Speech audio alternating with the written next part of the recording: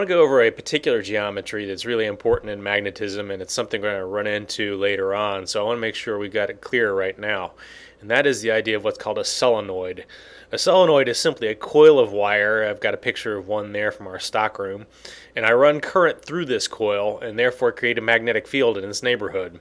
So let me take a cross-sectional view of this thing. Let's slice it right down the middle, and I'll have wires that come out of the screen at the top carrying current toward you, and they go back into the screen at the bottom carrying current away from you. And this whole thing has a radius of r, and in principle I could extend it on for some great length here. I've just drawn a little section of it there.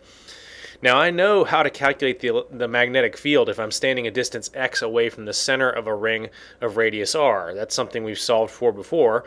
It is that the magnetic field is equal to mu naught I r squared over 2 times r squared plus x squared to the 3/2 power, pointing in the x hat direction, pointing in the direction the right hand rule would tell you if you wrapped your thumbs around this coil and stuck your fingers around this coil and stuck your thumb upward.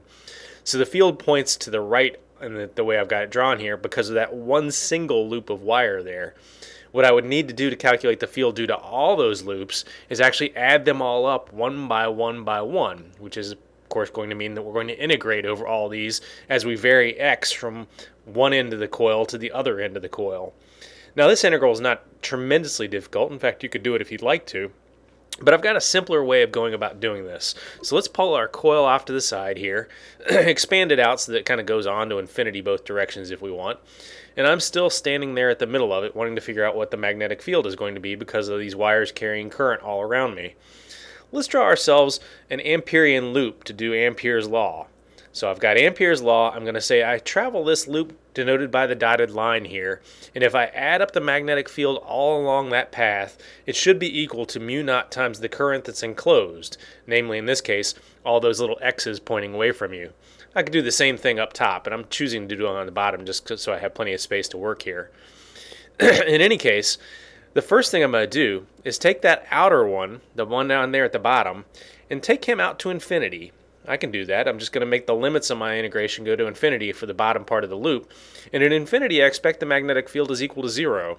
So therefore, that part of my path integral is 0, and it's pretty easy to figure out. The other parts are the inbound and outbound, the right hand and left hand dotted lines in the picture right now. Those guys should be equal to each other. I may or may not know exactly what they are, but I do know that if I add them up because of symmetry, whatever I've got on the right-hand side, I will have on the left-hand side, just in the opposite direction. So I can cancel those guys out, and then all I really have to do is consider that top line. The dotted line across the top is simply an integration along the x direction. So I have b dot dx is going to give me just the x component of the magnetic field. If I integrate for that from the start of the line to the end of the line, it should give me mu naught times the current enclosed. The current enclosed in this case is just n times the current going through any one loop, however many I've got there enclosed by my little dotted lines. I'm just going to leave that as n as opposed to counting them up right now, because what I'm going to do is take this and solve it for b. B is going to be equal to mu naught times n over L times I in the x hat direction. Now, it is typically done, instead of talking about the number of coils, to just talk about the density of them, how many per length. In other words, if I have 1,000 jammed into 1 centimeter, that's going to be 1,000 turns per centimeter in this coil. So instead of using big N over L, we usually use little n, where little n is the density of turns, the number of coils per length. And this is the magnetic field due to the solenoid inside the solenoid.